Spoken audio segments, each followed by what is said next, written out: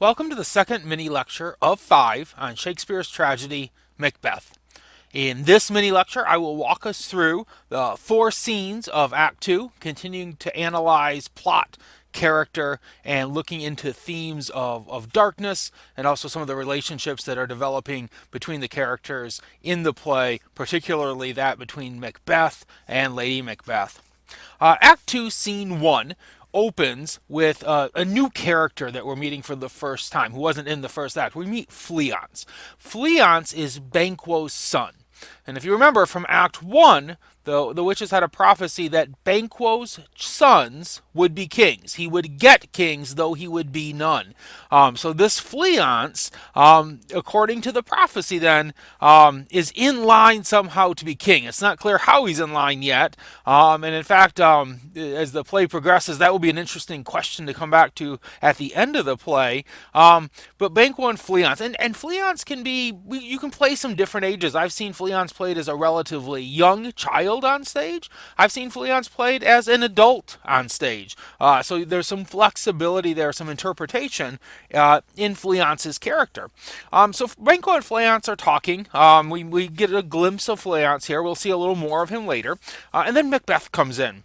And Macbeth has this line in response to Banquo regarding the weird sisters, the 3 witches. Banquo in Act 2, Scene 1, line 21 says, "I dreamt last night of the 3 weird sisters. To you they have showed some truth." And Macbeth lies. He says in response, in a shared line there, "I think not of them. Yet when we can entreat an hour to serve, we would spend it in some words upon that business, if you would grant the time." So he lies. He says he hasn't been thinking about what the weird sisters prophesied. In truth, we know he and Lady Macbeth have been talking about it almost non-stop. Now, Banquo exits at this point, goes off together with Fleance. It's the night.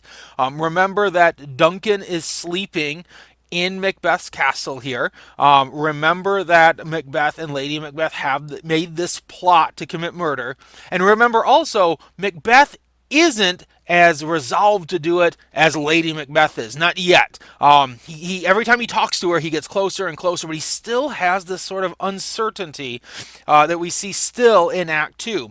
And one of the most famous soliloquies from the whole play comes right here, Act 2, Scene 1. "Is this a dagger which I see before me?" We're going to go through that together. If you are not following along already, open your book, open to Act 2, Scene 1, line 34. And let's take a closer look at this very famous passage. Macbeth's alone on stage. How you do the special effects can vary. Sometimes there's a shadow in front of him that looks like a dagger. Sometimes there's actually a dagger floating in front of him. Sometimes there's nothing. But in his mind, he sees a dagger. "Is this a dagger which I see before me? The handle toward my hand. Come, let me clutch thee." And you have to, there's an embedded stage direction there, so we see him grab for the dagger, but when he goes to grab for it, there's nothing there. It's airy nothing. He says, "I have thee not, and yet I see thee still. Art thou not fatal vision, sensible to feeling as to sight? Or art thou but a dagger of the mind? Am I going crazy? Are you just in my mind, a false creation proceeding from the heat oppressed brain? I see thee yet, in form as palpable as this which now I draw." So another embedded stage direction here. He draws his own dagger, and he compares the dagger in his hand to this dagger, this ghost dagger that's floating in front of him. "Thou marshallest me the way I was going, and such an instrument I was to use. Mine eyes are made the fools of the other senses, or else worth all the rest. I see thee still." So he's having this conversation on stage with this imaginary dagger. "And on thy blade and dudgeon gouts of blood, which was not so before." So in a performance, you can actually somehow do a special effect there, where suddenly the blood, the dagger starts dripping blood. Perhaps there's lots of opportunity, or maybe it's just all in his imagination, and the dagger doesn't change. But what he says he sees, what he reports seeing, is all that's there. "On thy blade and dudgeon gouts of blood, which was not so before." There's no such thing. It's the bloody business which informs thus to mine eyes. Now o'er the one half world nature seems dead, and wicked dreams abuse the curtained sleep. And he goes on talking about, he goes on and he's really wrestling inside himself with what he's going to do here in a few minutes. Is this the right thing? Once he does it, he passes a point of no return. He can't go back from it.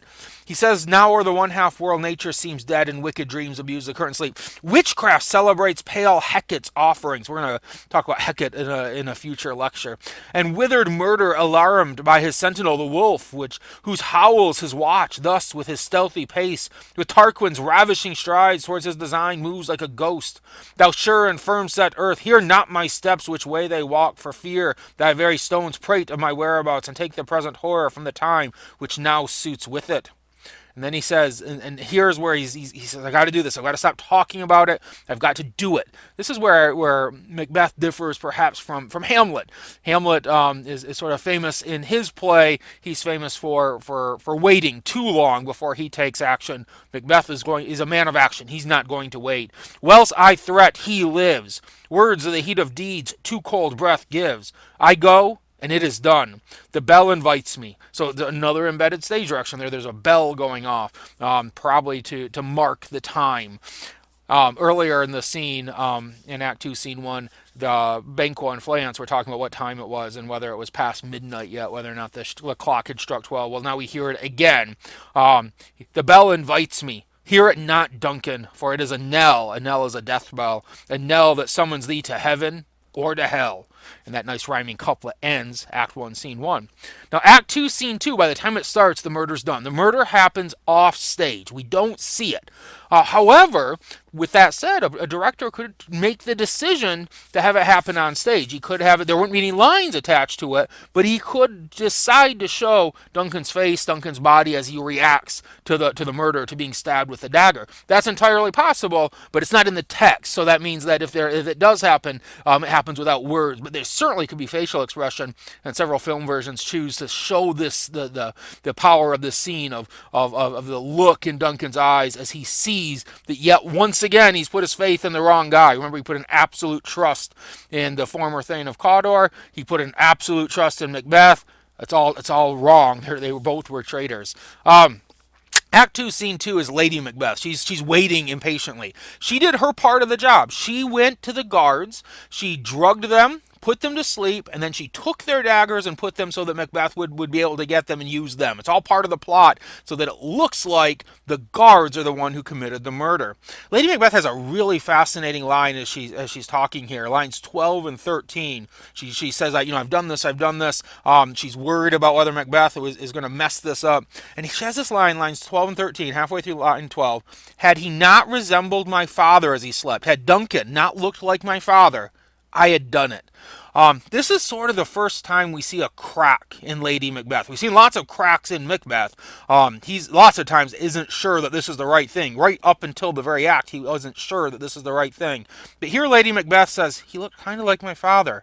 I could have done it myself, but he looked like my father.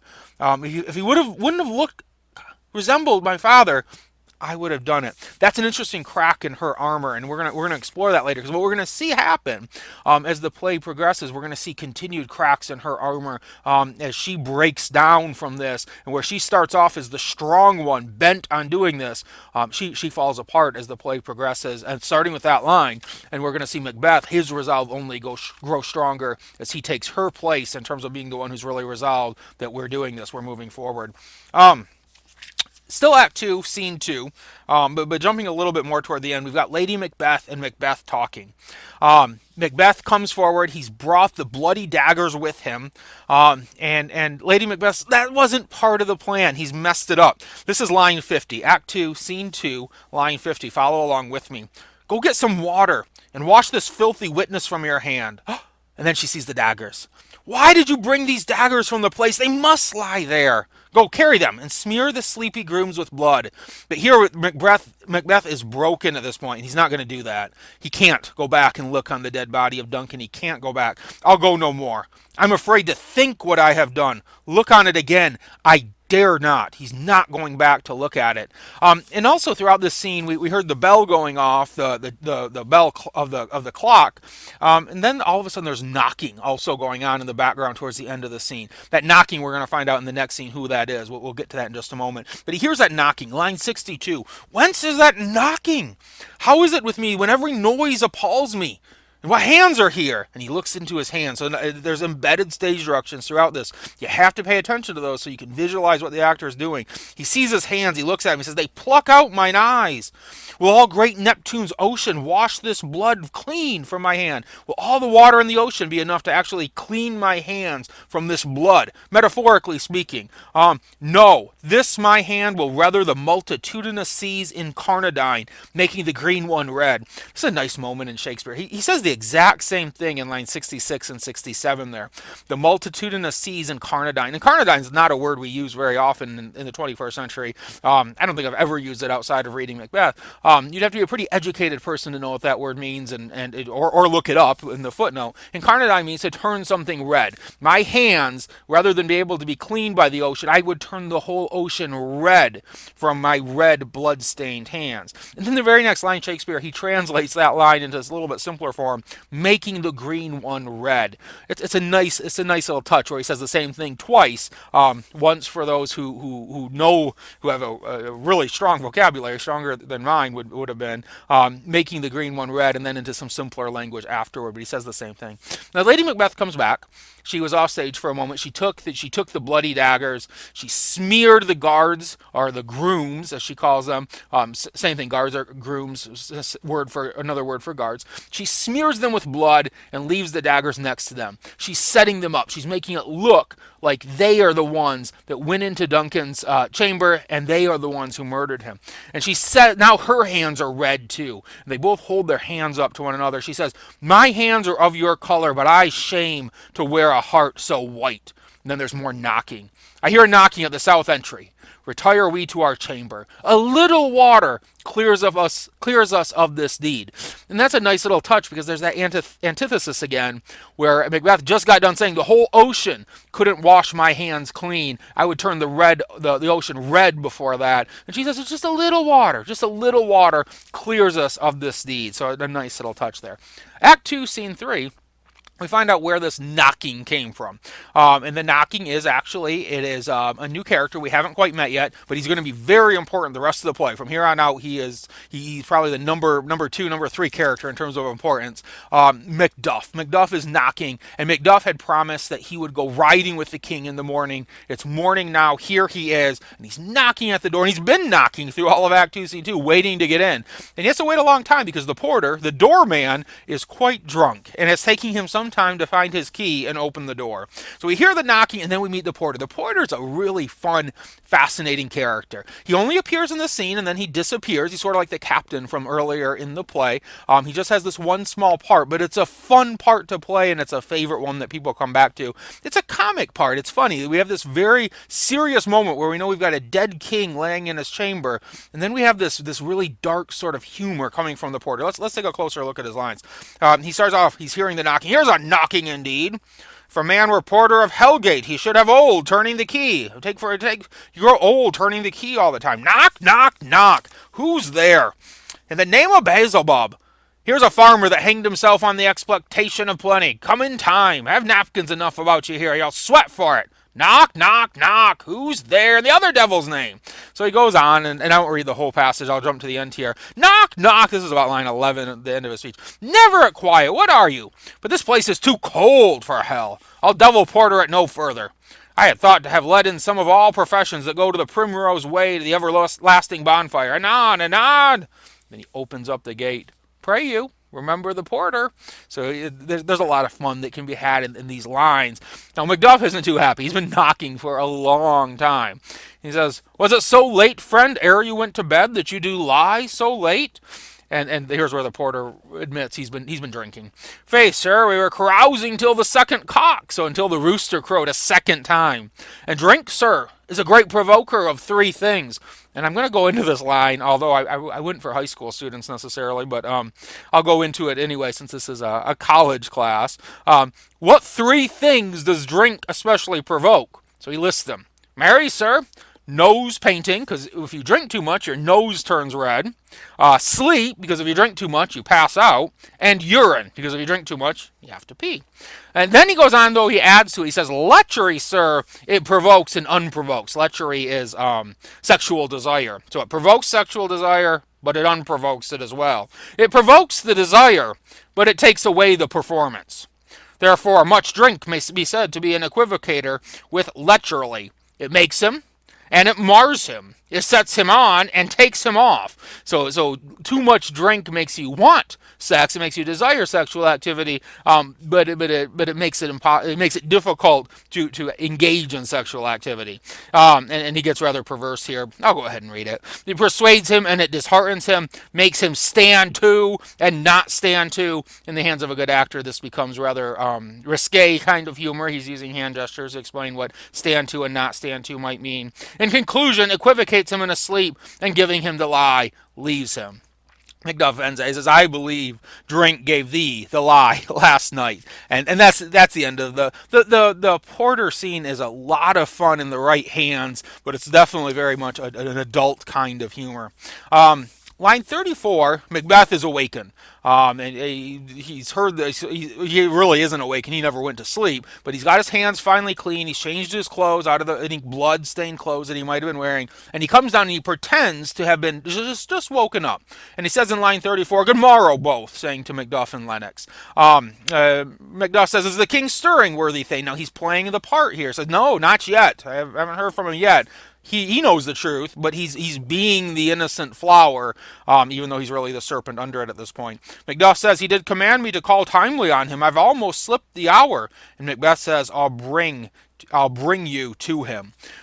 So at this point, Macduff goes through and into the king's chambers, into Duncan's chambers, and he's in a moment he'll realize what's happening. He'll come back out. For a moment he's gone, and Lennox and Macbeth are left alone on stage to have this exchange. And Lennox has this. He explains to Macbeth, or says to Macbeth, "There's been a lot of weird things that happened last night." This is line 45. "The night has been unruly. Where we lay, our chimneys were blown down, so the wind was so strong it blew chimneys down. And as they say, lamentings heard in the air. Strange screams of death," so they were screaming in the night, and prophesying with accents terrible, "of dire combustion and confused events, new hatched to the woeful time. The obscure bird," that refers to the owl, "clamored the livelong nights." All night long, the owl was noisy. And some say the earth was feverish and did shake. Some say they felt earthquakes. Macbeth doesn't know what to say to this. These signs that something terrible has happened. It's similar in Julius Caesar. We see this too. On the night before Caesar is assassinated, there are all these signs that something terrible is about to happen. The same in this play. Macbeth can't say anything. He just says, "'Twas a rough night." That's all he can say. Of course it was a rough night. He murdered a king.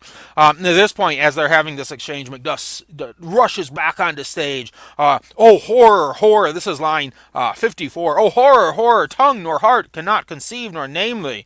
Macbeth and Lennox, "What's the matter?"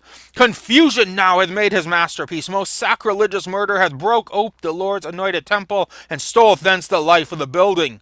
"What is it you say? The life?" Macbeth says. He's still playing that innocent flower. "Mean you his majesty?" says Lennox. And then Macduff invites them in. "Approach the chamber and destroy your sight with a new Gorgon." A Gorgon is a monster. Medusa, if you know Medusa from Greek myth, was a Gorgon. Go on in there. It will destroy you. It will turn you to stone to see what's in there.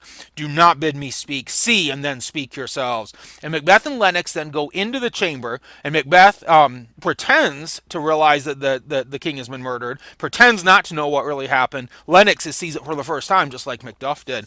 They come back out and they ring the alarm bells, wake everyone up, wake up Duncan's sons, Malcolm and Donalbain. They both come out and have this sort of what on earth has just happened, trying to figure things out. Their king has been murdered right beneath them, and also they know quite frankly that whoever murdered him is right. It's got to be there. The murderer couldn't have gone too far. And also they see the guards though, and they see them covered in blood, and they see that their daggers were covered in blood. So they certainly look guilty, but there's a little twist on that. We'll get to that in just a moment. So it's asked. Malcolm says, who did this? Who murdered our father? And Lennox answers, line 94. Those of his chamber, as it seemed, had done it. Their hands and faces were all badged with blood. So it looks like the guards did it. They're all covered in blood. So were their daggers, which unwiped we found upon their pillows. They stared and were distracted. No man's life was to be trusted with them. So Lennox, it looks like the guards did it. Your father's own guards did this to him. And then Macbeth has a fascinating moment. He says, "Oh, yet I do repent me of my fury that I did kill them." So when he went in that room, he saw the guards there. He killed them. So these is his second and third murders already that he's up to. And he killed them because he was just so enraged. At least this is what he says. He was so enraged at what they had done to Duncan. Now Macduff and everyone around him kind of pause and say, "Wait. You shouldn't have done that. You shouldn't have killed them. We should have at least heard what they said, what they had to say about this. They might have had some other evidence. We should have listened first before you did that." Macduff says, "Wherefore did you so?" Just a quick side note. Wherefore in Shakespeare means why. So in Romeo and Juliet, when you hear, "Wherefore art thou Romeo?" she's not saying, "Where are you Romeo?" She's saying, "Why are you Romeo?" Same here. Why did you do so? Wherefore did you do so? In line 100. And Macbeth's defense, he doesn't have a good defense other than, who can be both amazed in an instant and also who can. I'm just a man. I made a mistake. He says, "Who can be wise, amazed, temperate, and furious, loyal and neutral in a moment? No man. The expedition of my violent love outran the pause or reason." So yes, it wasn't smart of me to kill them, but I loved my king, and I was so angry when I saw what those guards did. He's lying here. Here lay Duncan, his silver skin laced with his golden blood, and his gashed stabs looked like a breach in nature, for ruin's wasteful entrance. They are the murderers, steeped in the colors of their trade, their daggers unmannerly breached with gore. Who could refrain that had a heart to love, and in that heart courage to make love's known? And Lady Macbeth realizes that Macbeth is sort of screwed up here, and he doesn't have an answer to the question. So she faints.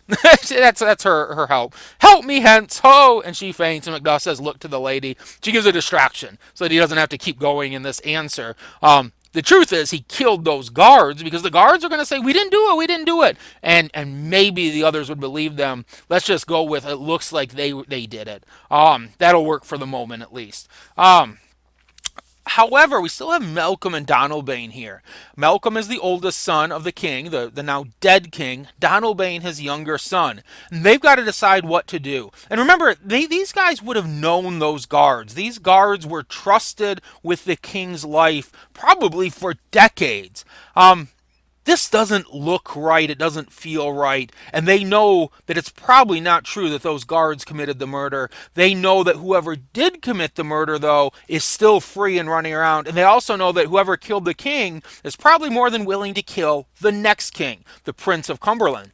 Malcolm. And so they decide they're not going to stick around until they figure things out. Line 128, Malcolm says, "What will you do? Let's not consort with them. Let's not talk to the others, because we don't know which one of them did this. To show an unfelt sorrow is an office which the false man does easy. It's easy for them to pretend that they're devastated by the murder. That's easy for a false man to do." And Malcolm ends line 130, "All to England." He's going to go to England. Donalbain says, "To Ireland." So we've got them going each their separate ways. And Donalbain explains, "Our separated fortunes shall keep us both the safer. If we split up and get out of here, we'll both be safer. Where we are, right here in Scotland, in Macbeth's castle, there's daggers in men's smiles. The nearer in blood, the nearer bloody." And Malcolm ends the scene. "This murderous shaft that shot had not yet lighted. So whatever this murderer is up to, he's not done yet. And our safest way is to avoid the aim. Therefore, to horse, and let us not be dainty of leave-taking, but shift away. There's warrant in that theft, which steals itself when there's no mercy left." Another nice rhyming couplet to end the scene. Act 2, Scene 4 is quite a short scene, just a little, 41 lines, and it starts with this old man and Ross talking. Now, if you're getting confused about some of the minor characters, Ross, remember, is the one back in Act 1 who first delivered the news to Macbeth that he would become Thane of Cawdor. So Ross sort of has these little messenger kinds of roles throughout the play. He's there through to the end, and we'll see more of him later, but he's a pretty small part. So he's talking with this old man, and they continue talking about these signs. There's more signs that they're talking about that they saw. And let's take a look at what some of those were. The old man in line 10, he says, "'Tis unnatural, even like the deed that's done. On Tuesday last, a falcon, towering in her pride of place, was by a mousing owl hawked at and killed." So an owl killed a falcon. That's an interesting sign, and signs with birds in them it's a very Greek kind of sign as well. There's all sorts of signs with birds in Greek myth too. So the idea that a falcon would kill an owl, or that an owl would kill a falcon, that's out of place. That's not natural. Owls don't kill falcons. They're not the stronger. Falcons are the stronger birds. And then Ross has another sign he's seen about the horses. He says, "And Duncan's horses, a thing most strange and certain, beauteous and swift, the minions of their race." So these horses that are the best horses in the land, turned wild in nature, broke their stalls, flung out, contending against obedience as they would make war with mankind. Old man says, "'Tis said they ate each other." They ate each other. Ross says, "They did so to the amazement of my own eyes that looked upon it." So we have this situation where these formerly very regal, stoic horses of the king turned on one another, and they actually ate each other. That's a bizarre sign. Why are these bizarre things happening? And it's the same as in Caesar, from Julius Caesar. Weird, bizarre things happen when kings are killed. And that's what we're seeing in this too.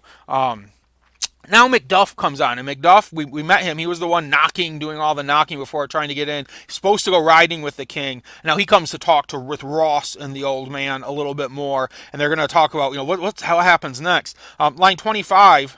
Line 25, Malcolm and Donalbain.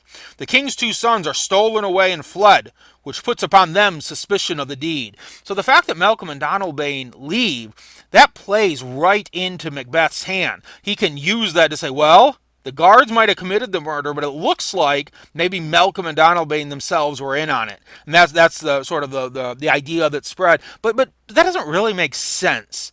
Because Malcolm would have been in line to be king if he wouldn't have left. But he left because he knew he wasn't safe there, and quite frankly, he wasn't. We know that back in Act 1, Macbeth had said, "The Prince of Cumberland, that's an obstacle I'm going to have to step over. I'm going to have to figure out a way around that." He was more than willing to kill Malcolm too, or find a way to kill him. So Malcolm was right to run away, but then it makes him look guilty in some eyes, but really it's not very convincing if you think about this logically. Ross responds, "'Gainst nature still, thriftless ambition that will raven up thine own life's means. Then 'tis most like the sovereignty will fall upon Macbeth." So he's saying, okay, so it sounds with Malcolm and Donalbain both out of the picture, I think that's Macbeth is next in line, right? He should be king. Macduff responds, he says, "Yeah, you're right." And this is line 31 and 32. "He's already named and gone to Scone to be invested." He's already gone to take his vows and become king. And that's where we leave off in Act 2, knowing that Macbeth is about to become king. By the time we are in Act 3, he's already been named king. Malcolm and Donalbain are each fled in separate directions, and the whole kingdom is left sort of in this chaos, not really knowing yet exactly what has happened, what happened to the king, what happened to Duncan. Although as the play proceeds and as we work through the following acts, we're going to see more and more people starting to figure out that something just doesn't feel right about Macbeth becoming king. All right, we'll save that for our next lecture when we come back for Act 3.